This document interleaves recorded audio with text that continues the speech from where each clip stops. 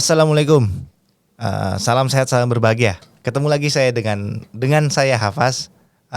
Kita hari ini akan sok tahu sedikit berbagi informasi dengan pengalaman saya sendiri kemarin tentang pembayaran pajak. Tentu sahabat-sahabat sekalian di rumah punya kendaraan bermotor, tiap tahun kan harus bayar pajak itu.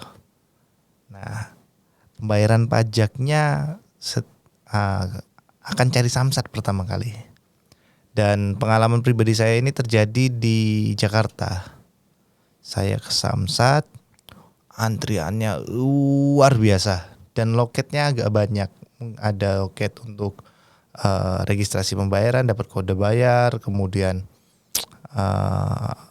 kasirnya ke bank untuk bayarnya. Setelah ke bank baru kita minta stempel capnya. Kalau nggak salah ada 3 itu. Dan luar biasa. Dalam masa pandemi pun itu yang antrinya, Pak. Kita masuk udah mual kita ngelihatnya. Mau cari tempat parkir pusing. Itu saya kejadian di Samsat Jakarta Timur. Saya bayar pajak di situ. Nah, pajak tahunan saya pengalaman masuk datang udah mual. Udahlah ini nggak bisa, aku harus berangkat kerja. Itu kejadian padahal masih jam 8 lewat lah, belum setengah 9 pagi, masih jam 8 lewat. Itu antriannya udah numpuk luar biasa.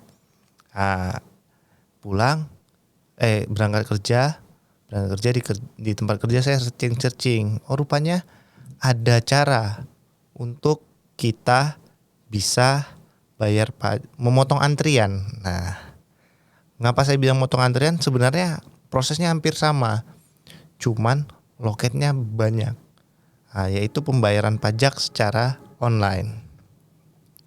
Nah, pengalaman saya itu pertama yang saya dapatkan adalah mengecek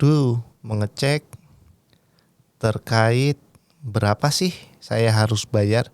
Itu secara nasional sekarang bisa dicek, googling aja, cek pajak kendaraan,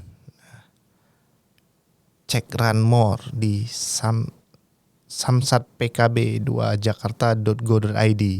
Itu tinggal masukin nopolnya, kemudian huruf belakang nopolnya, kemudian masukin juga nik kita. Nah, itu mungkin ini saya skip supaya karena data saya ya. Nah, di sini setelah kita itu biasa pengecekan bukan robot, captcha, kemudian cari. Nah, pas cari keluar kita nomor kendaraannya berapa, namanya siapa, nicknya, alamat, dan segala keterangannya, dan ada terkait nilai jual, masa berlaku STNK. Nah, itu semua keluar data kita dan ada jatuh tempo pajaknya. Nah, kita bisa mengecek tuh kapan saja, dan ada nilai PKB pokok, nilai SWDKLJ, PKB denda, SWDKLJ, dan segala macam biaya-biaya yang harus dibayarkan sampai total yang harus dibayarkan pada masa paling lambat jatuh temponya. Di situ ada keterangan catatannya. Pajak kendaraan, PKB, SWDKLLJ, dan denda-denda hanya diperhitungkan 1 tahun terakhir. Pembayaran PKB tahunan terlambat maksimal 1 tahun dapat dilakukan melalui iSamsat DKI Jakarta. Nah, ini tuh wilayah Jakarta bisa di iSamsat DKI Jakarta. Pembayaran PKB dan SWDKLLJ iSamsat DKI Jakarta melalui ATM, Jack Mobile, Jack One Mobile Bank DKI, ATM dan Internet Banking Bank BRI, ATM dan Internet Banking Bank BTN, ATM Bank BNI, ATM Bank Bukopin, ATM Maybank. Nah, dan ini bisa dicetak dan bisa di-print, bisa disimpan sebagai PDF, ataupun kembali aja sudah, atau di reset kembali untuk cari kendaraan lainnya. Nah, di web ini diketahui bahwa Corporate 2017 ini aplikasi buatan tahun 2017, tim aplikasi Samsat PKB strip BBNKB strip All Rights Reserve. Support by Kepolisian Daerah Metropolitan Jakarta, Kepolisian Daerah Metropolitan Jakarta Raya, Direktorat Lalu Lintas dan Subdit Regiden, Badan Pendapatan Daerah Pemerintah Provinsi Jakarta, Dinas Komunikasi, Informatika, dan Statistik Pemprov DKI Jakarta. Nah, itu di web laman itu seperti itu. Ini informasi pertama yang saya temukan dan saya langsung, rupanya bisa bayar online. Selain ngecek dan kebetulan bank yang untuk pembayaran online ini, saya salah satu nasabah dari bank tersebut. Nah, kebetulan saya salah satu nasabah di Bank BTN. Sebelum lanjut lagi, saya mau agak kritik mungkin ya kepada ini layanan Samsat strip pkb2.jakarta.go.id ini. Saya agak kritik pada hal terakhirnya sih, agak campur bahasa Inggris dan bahasa Indonesia, terutama yang disupport by .2, ngapa nggak ditulis didukung oleh, kayak gitu aja ya, kayaknya lebih menarik. Karena ada nyelip dari awal sampai akhir bahasa Indonesia, tiba-tiba ada nyelip bahasa Inggris dikit satu, jadi agak aneh aja. Itu sekedar kritik aja. Nah, lanjut cerita saya tadi. Setelah saya mengetahui bahwa bisa bayar di bank BTN ATM, tulisannya kan tadi kan mobile banking dan ATM dan mobile bank BTN. Nah, saya cepet-cepet tuh, karena waktu itu saya memang jatuh temponya 4 hari lagi. Saya cepet-cepet, di kantor saya pun ada ATM bank BTN-nya. Saya ke ATM bank BTN dan rupanya saya nggak bisa bayar. Sudah mencoba menu sesuai petunjuk ya. Di situ maaf saya nggak bisa menampilkan gambarnya, tapi di situ bisa neken menu. Setelah masukin PIN, ada menu lainnya ada pembayaran. Di situ ada ada beberapa pilihan iSamsat Jakarta sama iSamsat Nasional. Saya coba iSamsat Nasional. Di Samsat Nasional tuh diminta kode bayar. Saya nggak punya kode bayar. Saya cancel, saya ulangi lagi, masuk ke iSamsat DKI.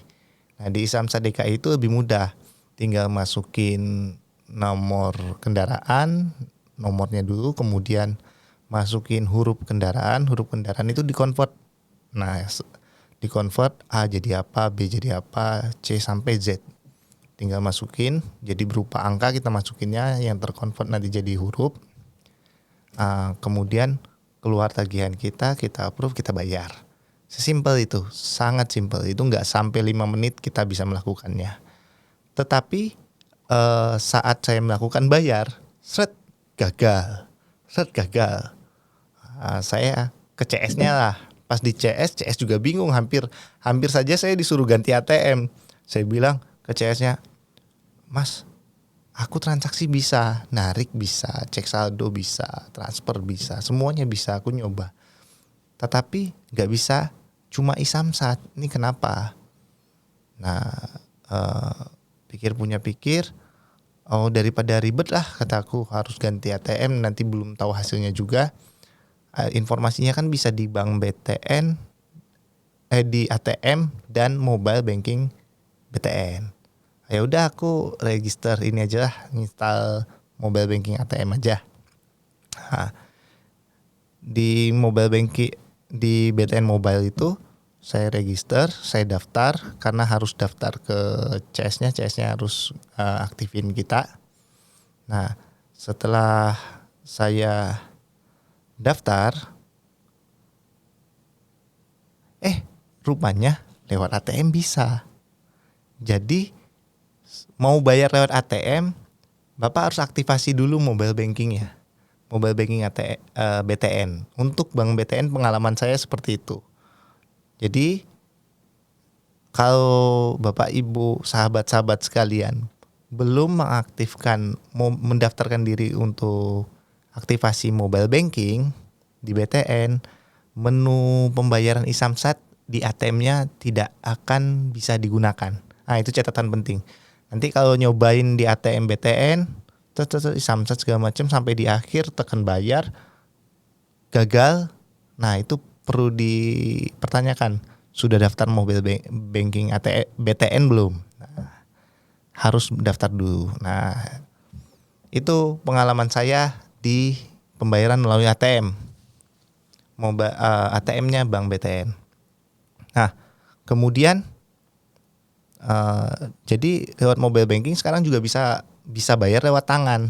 Nah, tinggal tinggal login ke aplikasi Bank BTN Mobile, kemudian ke pembayaran. Di pembayaran itu ada menu pajak kendaraan bermotor. Di menu pajak kendaraan bermotor itu ada pilihan PKB, DKI, Jatim, Reprint, Advice, Samsat Digital Nasional, Sakpole Jateng. Nah, tinggal ke PKB, DKI, Jatim. Karena kemarin, nah di sini langsung ada pilihan nomor rekening, masukkan kode transaksi, tinggal pilih PKB DKI atau PKI Jatim, nomor polisi atau kode bayar. Nah, jadi rupanya nomor polisi kita itu kode bayar juga. Nah, kemudian berapa ya nomor polisi saya ya?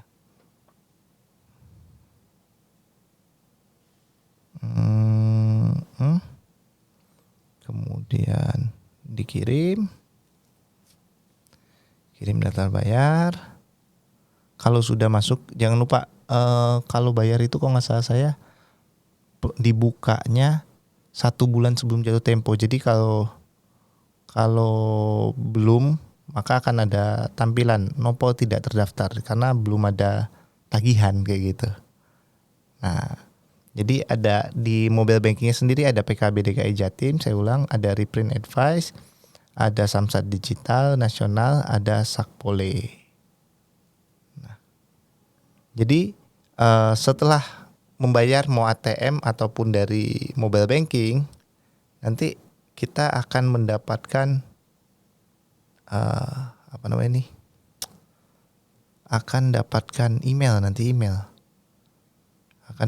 email atau kalau di mobile banking itu akan mendapatkan akan keluar bukti bayarnya. Nah, bukti bayarnya itu bisa dibawa, yang akan kita bawa nantinya kendaraan. Nah, kalau di mobile banking nanti bisa PKB. Aduh, saya kehilangan itunya. Nah, kalau di mobile banking dengan sangat simpel, nanti tinggal reprint atau nanti setelah bayar akan muncul pop up bahwa dia sudah dibayarkan, tinggal Bapak simpan, di capture atau dicetak atau disimpan saja. Nah, kemudian datang ke Samsat atau ke gerai-gerai Samsat. Kan ada Samsat mobil keliling atau banyak fasilitas lah kalau di Jakarta ini, ada yang di mall juga pojok gitu untuk pembayaran pajak. Nah, tinggal datang ke situ, tunjukkan, setelah tunjukkan dia akan diminta STNK dan diminta KTP, diminta STNK sama KTP-nya.